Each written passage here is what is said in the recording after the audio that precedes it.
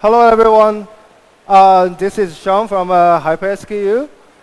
It's my pleasure to be invited by Amazon Singapore team to here share my knowledge about the global e-commerce. So this is my second time in Singapore, but the first time like here for the business trip. So I would like to know a bit about the audiences. So how many of you are actually now selling on Amazon? Would you mind to raise your hand? Awesome, thank you. And how many of them are using Shopify? Great, great. Okay, thanks for the feedback. So a bit about myself. So I've been working in the e-commerce for like almost 20 years for my whole career. And back to 2013, I moved into the cross-border e-commerce industry by joining a company called Channel Advisor, which is a multi-channel software solution, help merchants selling across platforms like Amazon, eBay, Walmart, all different marketplaces. And in 2014, I joined Payoneer as their general manager of Great China to manage their business in China for the 4 years. I got luck to witness the e-commerce booming in China for the cross-border. Because as you may know, Payoneer is one of the largest B2B payment company and also one of the biggest payout partner for Amazon globally. eBay as well. Okay, and then by 2018, I left Payoneer, decided to found HyperSKU, a sourcing and a fulfillment platform focused on helping the global sellers get the access to the manufacturers and the supply chain resources in China as the Chinese sellers have. So that's the original idea I found this company. But today I'm not talking about my company. I'm talking about like how you find a niche for yourself selling online or on Amazon. Secondly, how you source the products from China. And then a little bit about what kind of service we can offer. Okay, so this is a typical stage that like you do the product research and then identify a product niche. Starting from identify your niche, right? So when you're looking into the Amazon website, there's thousands of subcategories that you can look into. And you will feel overwhelmed. Oh, I can sell this, I can sell that. But in the end, what should I sell? So you need to think of what kind of products you are really interested in, or you have the expertise, the knowledge you actually you own, you have, or maybe you used in your professional work. Because it's going to be your daily life. So you need to really put your effort on something you are passionate about. Secondly, conduct product research to justify whether there is a real demand and also there's an opportunity. So we will go to details step by step.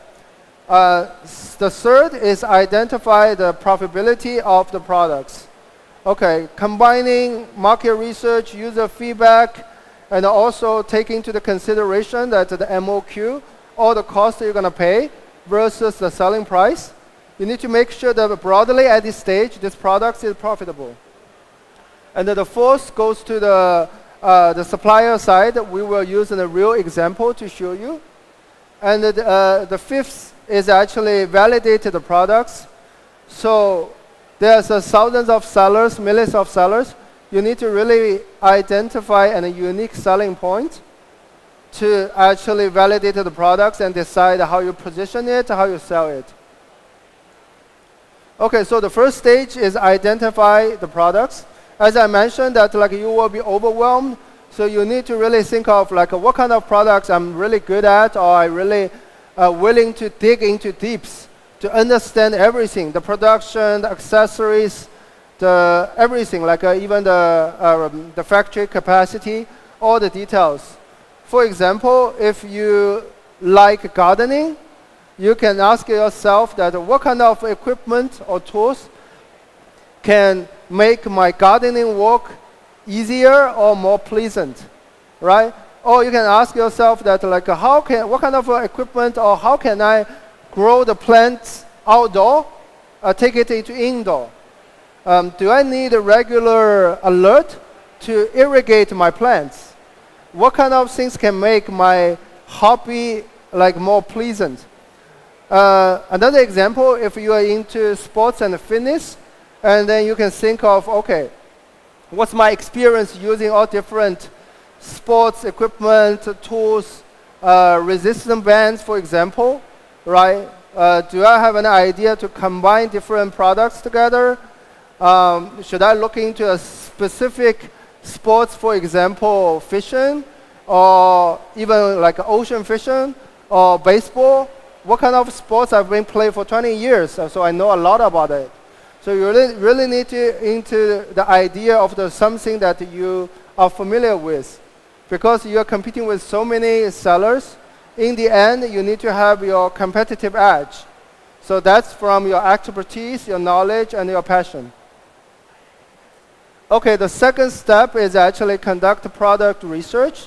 So inside Amazon, you all know that there are a lot of tools like a Helium 10, Jungle Scout, all different type of tools can help you understand your product ranking, your potential sales, everything inside Amazon, right? It's very rational data.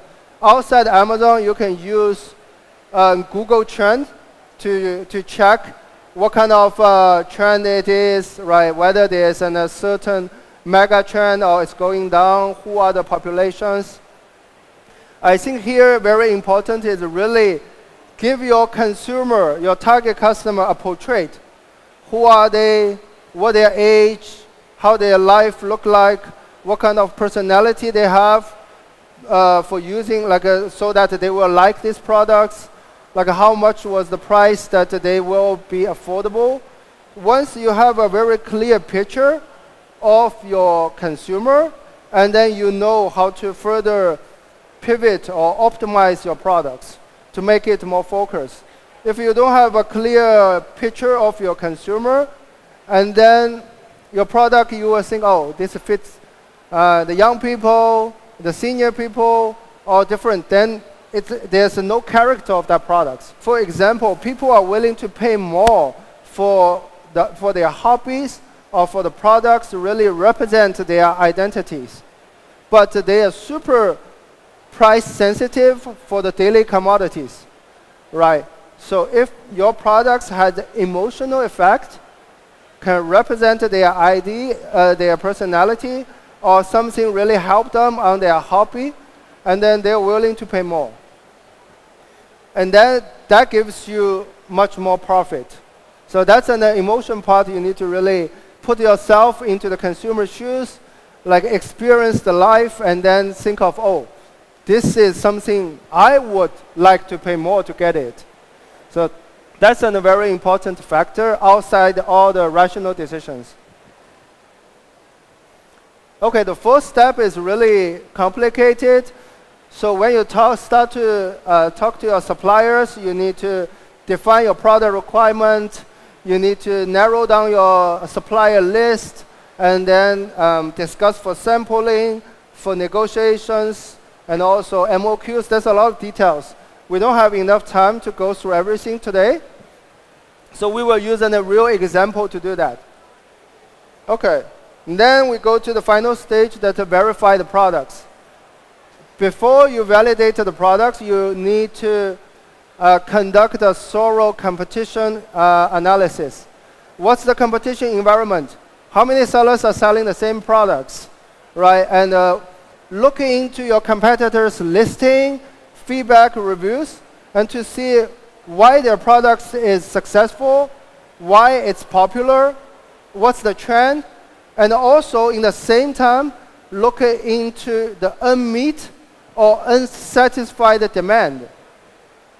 When you position your products in a certain way, there's a certain angle that the product is missing.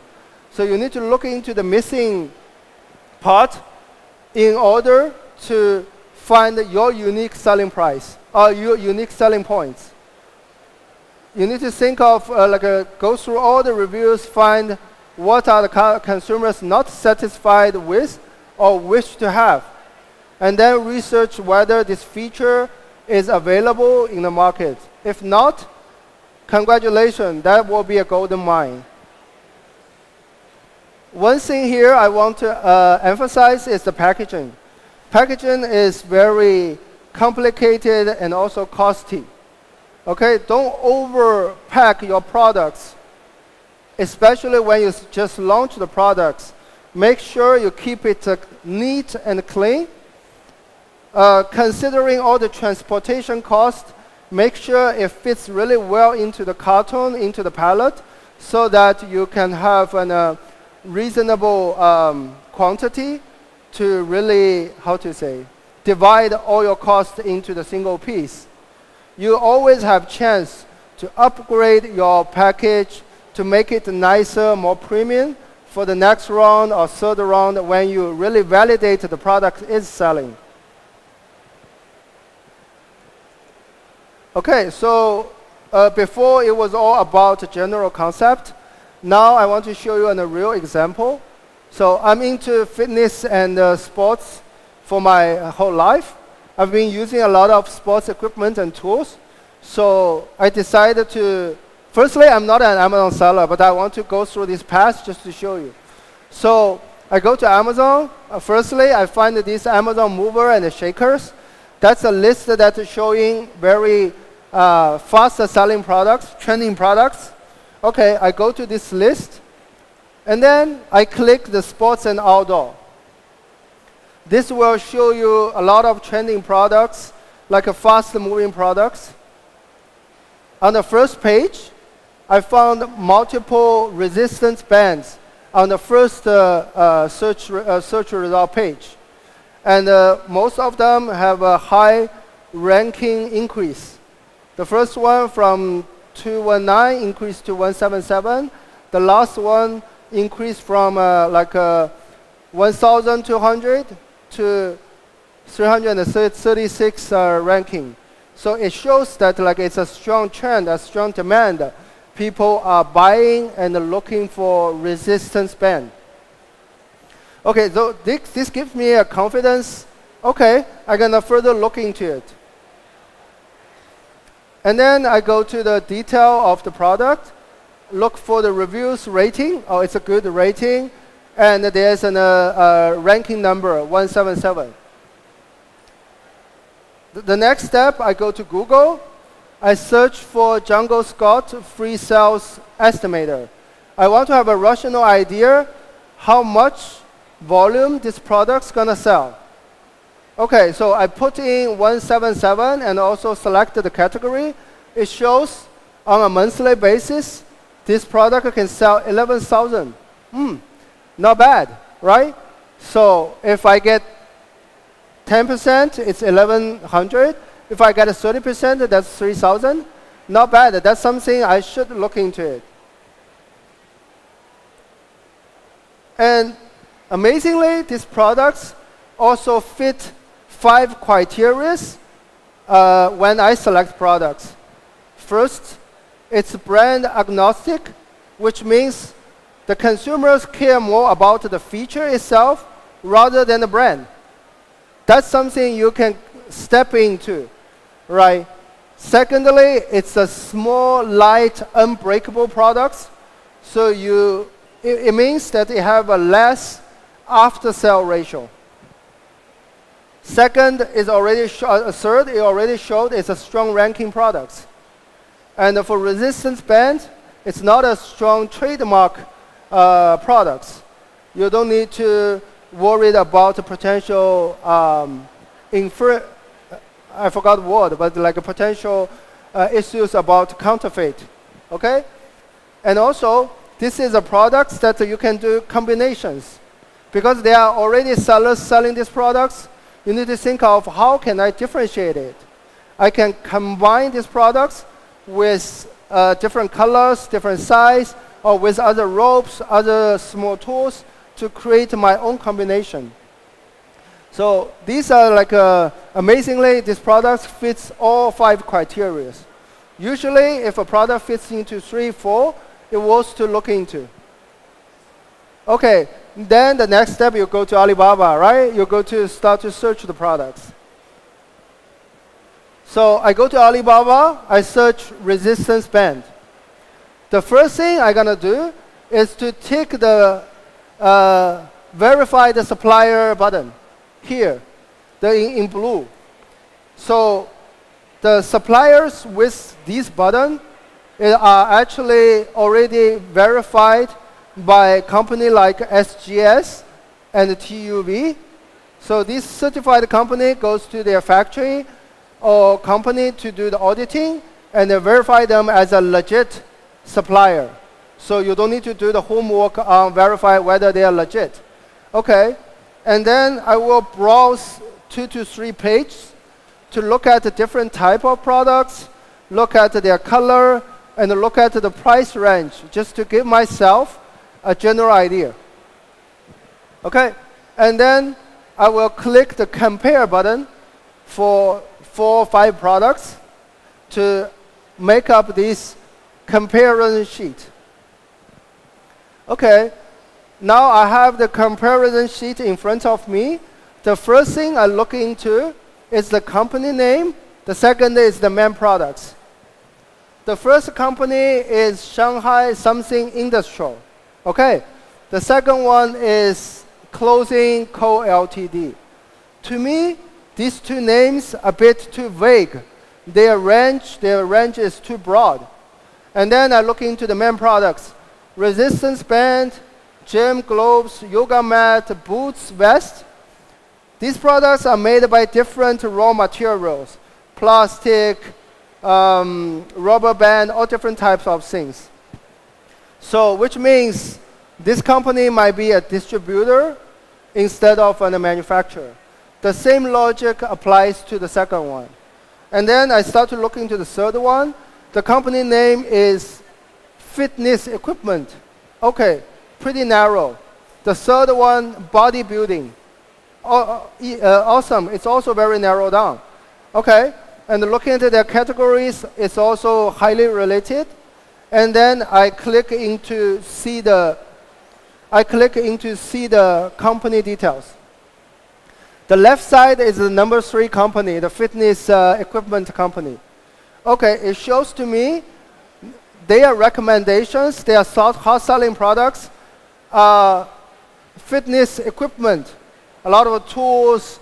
It's actually not the resistance band, right? It means the resistance band is a combination of their product assortment, but not their major categories. And then I look at the fourth one. By looking at their category breakdown, you see here fitness products like a jump rope, legs rope band, resistance band, tube exercises. So it shows to me most of their products are made by rubber band. So I can put an assumption here. They are a real manufacturer, specialized in that niche. And also, when you look back, the volume, the annual transaction volume is $5 to $10 million. A pretty decent amount. Okay, if I decided to go in deep into resistance band, I'm gonna prioritize to talk to this supplier. Okay, now you are at the stage talking to the supplier. You open a chat box on Alibaba, you talk to them. The first thing I would suggest you to check is the experience of the contact person you engage with. Because you are not talking to the company, you are talking to a contact person from that company, right? The person can be newly joined the company, or he or she can be well experienced. You need to ask, hey, how long have you been with this company? If the person is a newbie, you should ask them to involve their supervisor or someone experienced. The reason I want to do that is I see the factory and the supplier as an additional information source. Because they are specialized in this niche. They know much more deeps about the production, the material, even the trend than I do. So I want to leverage their knowledge, experience, and information. So you need to make sure you talk to someone really experienced. Okay? And then on the left side, these are the basic information you want to get. Everybody tells you about that. What's their sample policy? What's their production lead time? Shipping policy, payment terms, all these things. On the right side are the additional information you can seek for. For example, you can ask them, hey, what are your best sellers? Right? What are the products other Amazon sellers are selling? This can give you a yes or no on the product you select. Sorry.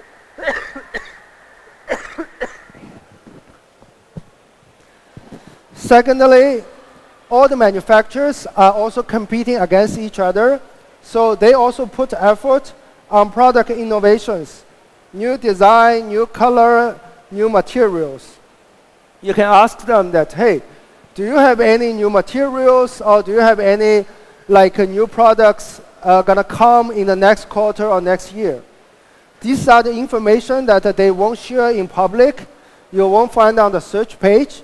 But as long as you build a strong trust with the contact person, that person will be able to share with you. So see the relationship as a friendship, as an information, as a partnership, instead of just, hey, I buy from you, you listen to me, you follow my order. That's not a healthy relationship. And also seek for advice how you build your set, any other best practice you can share. Okay, so in the past it was about Alibaba. There's another sourcing platform called 1688. It's a local Chinese platform most of the Chinese sellers gonna look into. You will need to really be native in Chinese because most of the suppliers on 1688 cannot speak English. But by browsing this can give you a good idea on the price. Usually the price on this platform is cheaper than on Alibaba. But if you want to buy from them, keep in mind that there are a lot of hassles. For example, they don't know how to ship globally, so you need to be able to facilitate your own shipment. You need to be able to communicate with them purely in Chinese, and you will need to have an Alipay account or find a Chinese company to facilitate the payment for you. Okay, but this is a good site for you to get additional information. Okay, so because I only have 1 minute left, I cannot go through all the details with you for sharing our experience in sourcing and fulfillment. So let me tell you what we do. We are a company for 5 years. We have team members in over 6 countries. We have now almost 6 people in China, in Shenzhen and Hangzhou, specialized in a few categories: fashion, beauty products, home decor, pet products. We have a SaaS platform to help global sellers to source and fulfill to the consumers worldwide and also to their overseas warehouses. We have a small booth just right behind there. So if you have any further questions, just feel free to meet us there.